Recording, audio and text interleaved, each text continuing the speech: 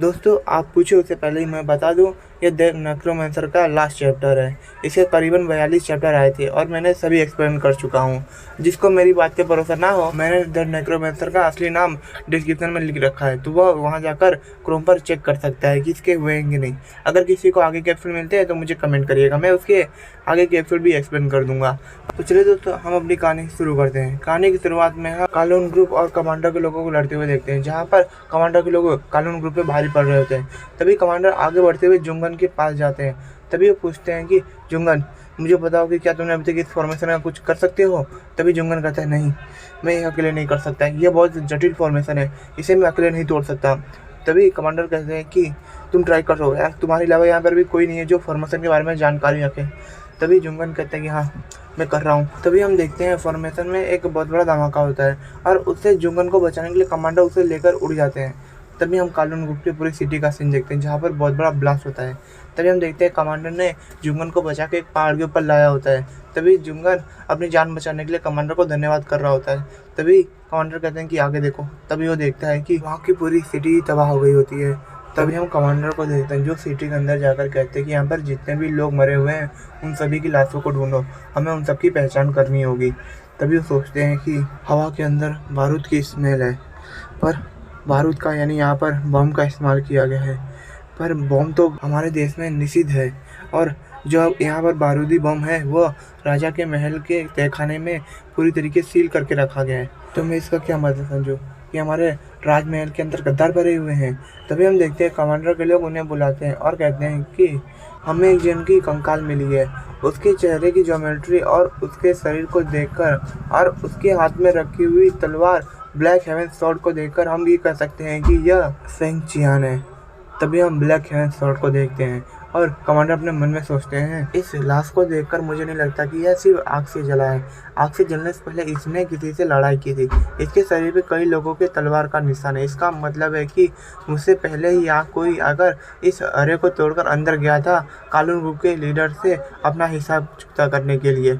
तभी हम देखते हैं पीछे से कहते हैं कि कमांडर आप यहाँ पर। तभी वो पीछे मुड़कर कहते हैं कि तुम यहाँ क्या कर रहे हो, मंत्री कांग वाइसो और तुम यू सी वन। तभी हम देखते हैं जो भी कालून ग्रुप ने जोंगयान में किया होता है वो खबर यहाँ के राजा के पास पहुँच जाती है और राजा कालून ग्रुप के काम से बहुत ज़्यादा नाराज होते हैं। इसके लिए जो भी कालून ग्रुप से जुड़ा है उन सभी को मारने का वह आदेश दे देते हैं।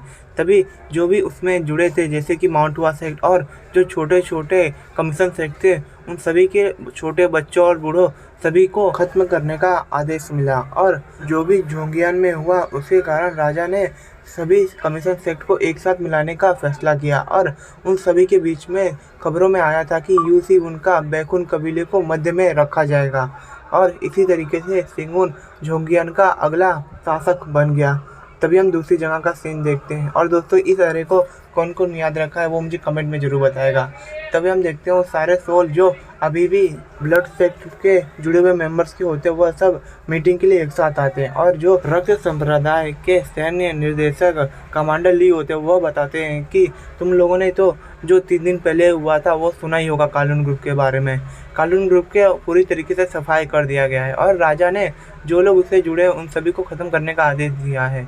तभी दूसरे कमांडर जिन्होंने वहां जाकर चेक किया होता है वो बताते हैं कि मैं वहां जाकर चेक किया था कि वहां पर जितने भी लोग मरे उन्होंने आशीर्वाद का इस्तेमाल नहीं किया।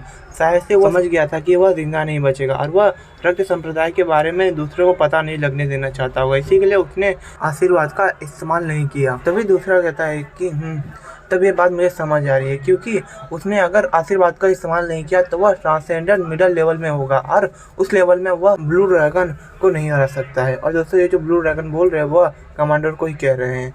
तभी उसमें से तीसरा व्यक्ति कहता है, तो क्या आप ब्लू ड्रैगन को ऐसे ही जाने देंगे। तभी उनका लीडर कहता है कि तुम्हें कैसा लगता है, उसकी मौत मैंने पहले से ही प्लान कर रखी है, ब्लू ड्रैगन जिंदा नहीं बचेगा। तभी उनका लीडर कहता है कि ब्लू ड्रैगन के अलावा हमें एक और पे ध्यान देने की ज़रूरत है। तभी वो पूछता है कि आप किसकी बात कर रहे हैं। तभी वो कहता है कि बैकुन कबीले का यू सी वुन। तभी पूछता है क्या बैकुन कबीले का यू सी वुन, ये कौन है। और दोस्तों इससे आगे की हमें इनकी बात नहीं बताई जाती। तभी हम यूसी वन को देखते हैं। दोस्तों आगे बढ़ने से प्लीज़ ये मेरी बात पूरी सुन लेना। दोस्तों आप मुझे कमेंट कीजिए कि मैं कौन सा मांगा स्टार्ट करूँ, पर मुझे कोई कोरियन मत सजेस्ट कीजिए, क्योंकि ना उसी के कारण मैंने पहले का चैनल की अच्छी खासी लगी थी और मैं नहीं चाहता कि चैनल की भी वही हालत हो। तो मुझे कोई चाइना या कोई और सजेस्ट करिए जिससे मेरा ये चैनल भी बचा रहे प्लीज़ दोस्तों। हाँ तो चलिए दोस्तों अब हम अपने एपिसोड में वापस आते हैं। तभी हम सेगुन को देखते हैं जो हरियाली वाली जमीन देख रहा होता है। तभी उसका नौकर कहता है कि मास्टर आपकी दूरदृष्टि बहुत दूर तक की है। जो लैंडस्लाइड हुआ था उसके कारण इस जमीन के जो नीचे जो पानी था वह ऊपर आ गया, उसके कारण ये जो मरी हुई जमीन थी वह वापस से उपजाऊ हो गई। अब यहाँ पर खेती करना बहुत ज़्यादा अच्छा होगा। तभी हम देखते हैं पीछे से कोई कहता है कि नहीं ऐसा नहीं हो सकता। और दोस्तों इसे तो आप जानते होंगे कमसन खाने वाले को। तभी वो कहता है कि मास्टर क्या आप इस ज़मीन को वापस से मुझे बेचना चाहते हैं? वैसे भी खेती करना बहुत ज़्यादा मुश्किल का काम है, मैं इसका 2 गुना कीमत दूंगा, ये आपके लिए अच्छा ही होगा। तभी सेगुन कहता है कि अगर मैं इसे बेचना नहीं चाहता तो? तभी वो कहता है कि ऐसा मत करिए, जो इसका पहले का मालिक था वो मुझसे ये ज़मीन वापस चाहता है। अब मैं अगर उसे ये ज़मीन नहीं दूंगा तो वह मुझे इस काम से निकाल देगा। प्लीज़ मास्टर ऐसा मेरे साथ मत करिए। तभी हम सेगुन को देखते हैं जो अपने नौकर को लेकर वापस जाने लग जाता है। तभी वो कीमत बढ़ाकर 5 गुना कर देता है, फिर भी सेगुन नहीं रुकता और अपने कैरेज में जाकर बैठ जाता है। तभी सेगुन कहता है ऐसा करो कि तुम यहाँ से चलो, मैं थोड़ी देर में आता हूँ। तभी वो पूछता है कि क्या आप वापस से उस लोहार के घर पे जा रहे हैं खेती का सामान खरीदने? तभी सेगुन कहता है नहीं, इस बार मैं कुछ खरीदने नहीं जा रहा हूँ, इस बार मैं कुछ बातचीत करने जा रहा हूँ और जहाँ तक मुझे भरोसा है यह बातचीत बहुत लंबी चलने वाली है। तभी उसका नौकर कुछ समझ नहीं पाता है। तभी हम सेगुन को देखते हैं जो उस लोहार के घर पर आ जाता है। तभी अंदर से कोई कहता है कि आप यहाँ पर आ गए, मास्टर कब से आपका इंतजार कर रही हैं। तभी हम देखते हैं यह बात एक ओल्ड मैन ने कही होती है। तभी सेगुन उस ओल्ड मैन को देखता है। तभी वो कहता है कि लगता है कि मेरा लक मेरा साथ दे रहा है।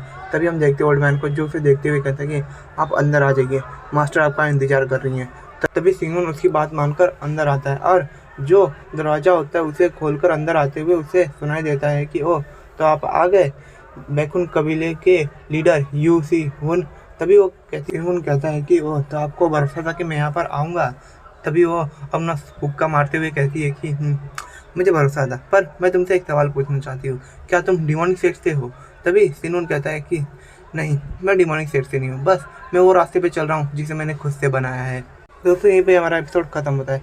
अब मैं इसके बाद एक क्वेश्चन आंसर वीडियो बनाने वाला हूँ, तो अब मुझे उसमें कुछ क्वेश्चन जो पहले पूछे गए मैं उन सबका जवाब दूंगा। अगर आपके पास कुछ और भी क्वेश्चन है तो मुझे कमेंट कीजिएगा। मैं ये वीडियो कल बनाने का सोच रहा हूँ, पर ये आपके कमेंट पे आता है। अगर आपका कमेंट रहा तो मैं ये वीडियो सुबह सुबह ही बना के डाल दूंगा। और दोस्तों आप तो जानते हैं कि मुझे कोई आप ऐसा मांगा दीजिए जिसमें पहले कोई एक्सप्लेन ना किया हो, और वो प्लीज़ चाइना का हो तो ज़्यादा बेहतर है, क्योंकि क्या है चाइना क्यों ना कैसा भी हो भाई, बंदा कभी मुझे कॉपीराइट नहीं भेजा है, ये बात है। इसी के लिए मैं ज़्यादातर उसी के मांगा को एक्सप्लेन करना पसंद करता हूँ। तो चलिए दोस्तों अब हम क्वेश्चन आंसर के वीडियो में मिलते हैं।